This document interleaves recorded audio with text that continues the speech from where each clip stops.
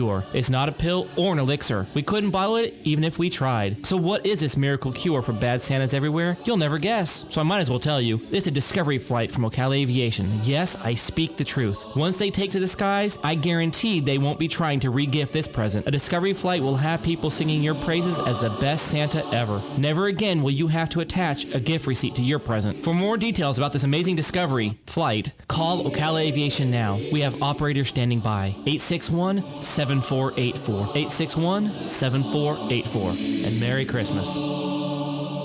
Help prevent the spread of germs. Wash your hands with soap and hot water for at least 20 seconds and always wash before you touch your face, eat, or drink. Use hand sanitizers. Limit sharing of eating utensils. Practice social distancing and avoid physical contact. Sneeze or cough into a tissue or the inside of your elbow. Avoid contact with ill individuals. An ounce of prevention is worth a ton of cure. Download the free booklet at Scientology.org/stay well. Hey, if you're into the rush of Christmas, then slow down, take a break, relax, and enjoy a recharging walk through the 5-acre Christmas garden at Bob Wine's Camellia Gardens in Ocala.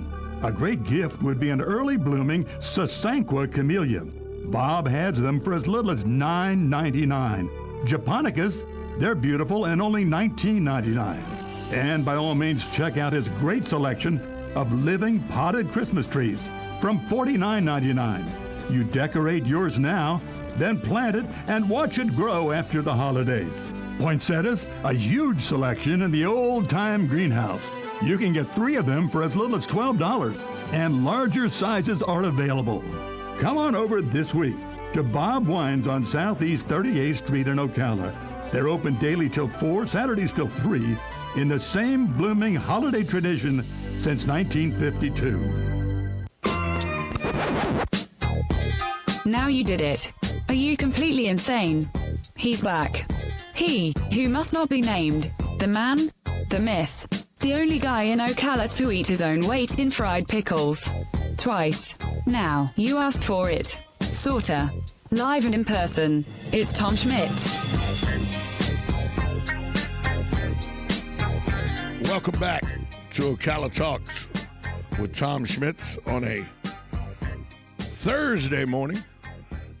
A little warmer this morning than it was yesterday morning. Right now, the official temperature in Ocala is 54 degrees at 9:49 a.m., going to a high of 70 today. Had some fog earlier this morning. It looks like it's all burnt off now. So, better day to start your day today than it was yesterday. Not near as chilly today.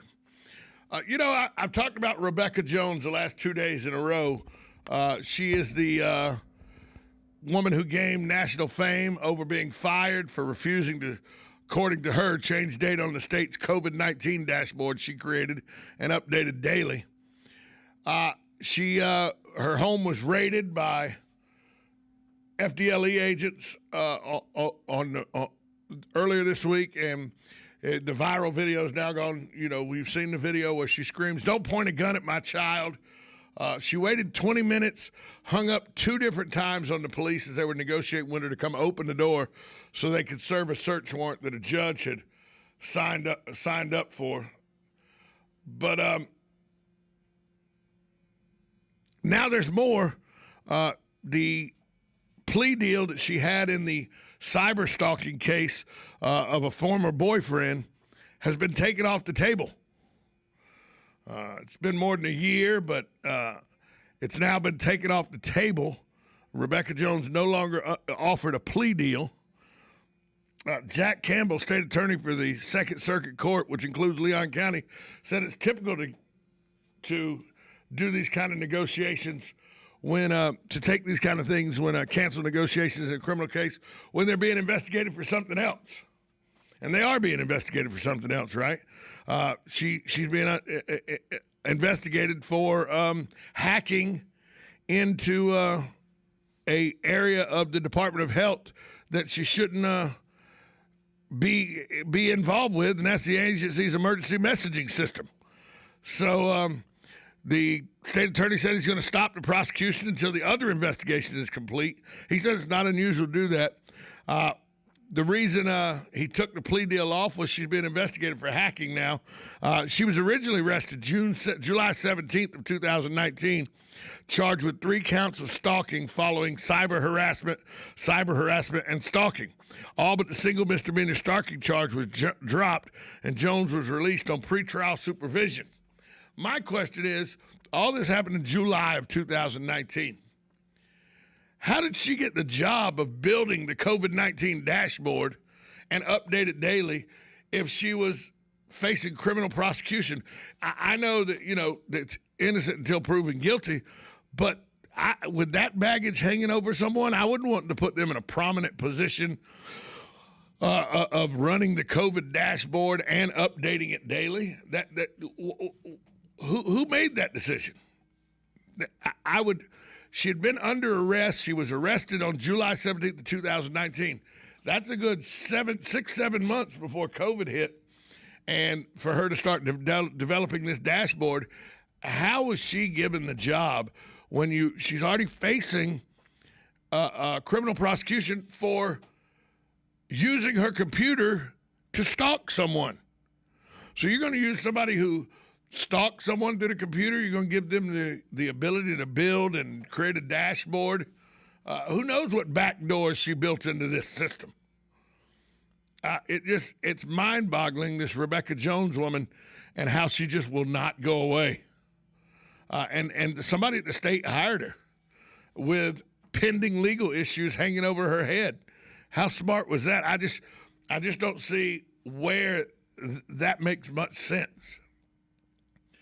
Hey, we got this woman here. She's a computer genius, and she can build a dashboard, she says, and update it daily for the COVID-19 statistics.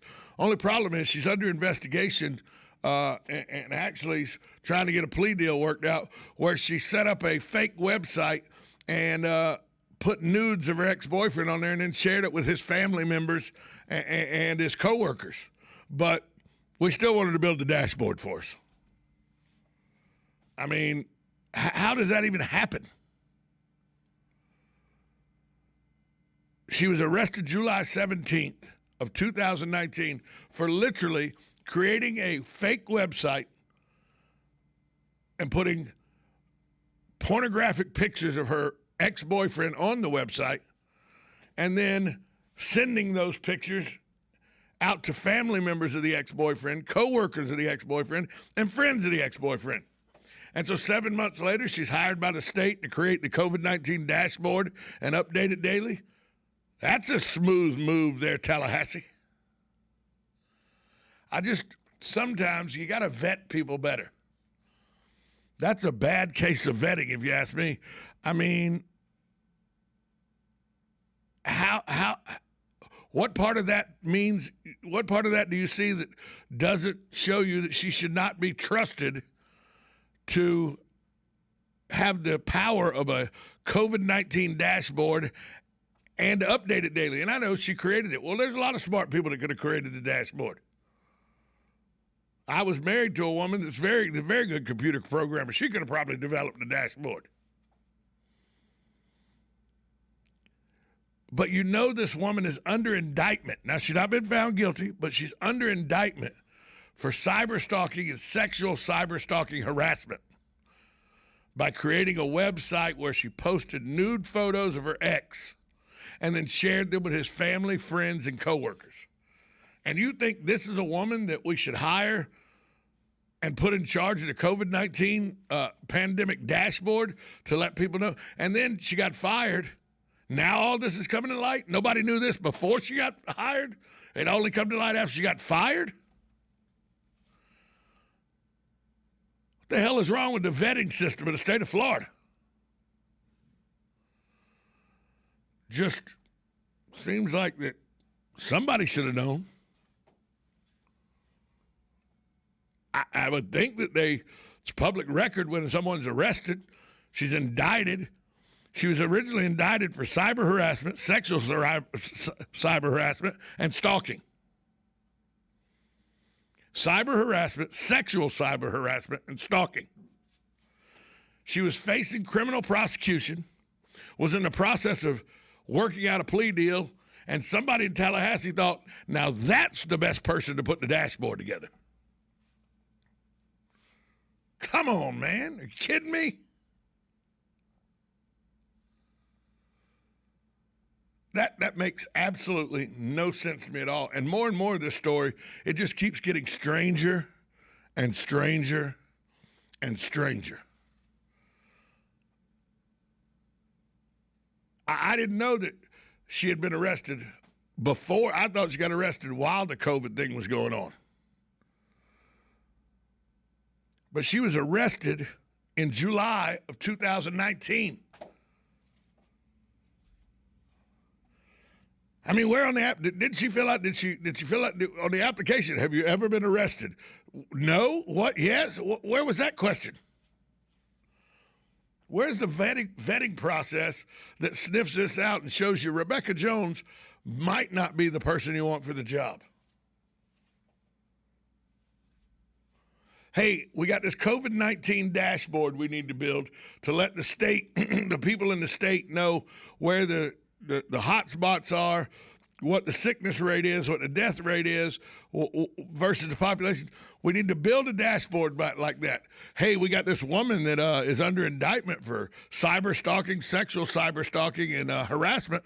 Hey, we'll hire her. Sounds ridiculous when I put it like that, but that's exactly what happened.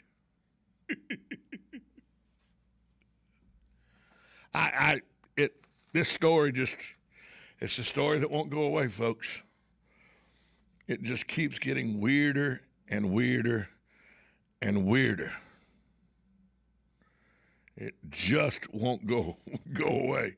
So, and now the state has rescinded the plea deal that they offered, saying while you're under investigation for hacking into the emergency messaging system of the agency you used to work for, we're going to rescind the plea deal offer until we see how that investigation works out. So still a lot going on there for Miss Rebecca Jones. Hey, I want to give you a reminder, the Kiwanis Club of Ocala is going to host its 63rd annual Pancake Day Breakfast.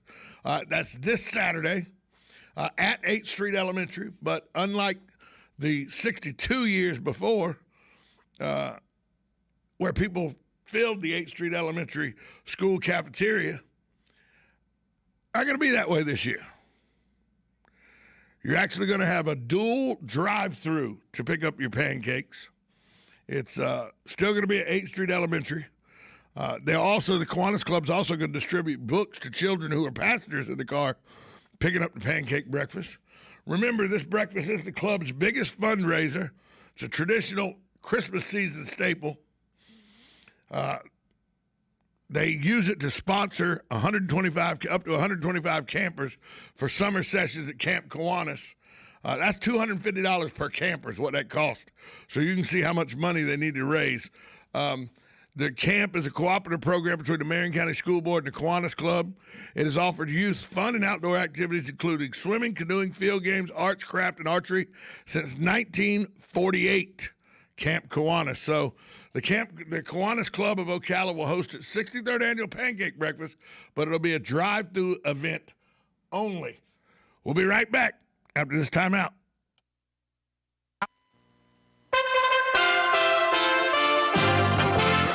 USA Radio News with Lance Pride. The Justice Department's investigation scrutinizing Hunter Biden's taxes has been examining some of his Chinese business dealings, among other financial transactions. The investigation was launched in 2018 and is aided by a discarded Hunter Biden laptop containing tens of thousands of emails. Some of the emails may implicate President-elect Joe Biden of wrongdoings. And yet here's the ultimate hypocrisy again. The Democrats have something in their own house that needs to be investigated, and they're all stonewalling right now. Georgia Senator David Perdue on Fox News.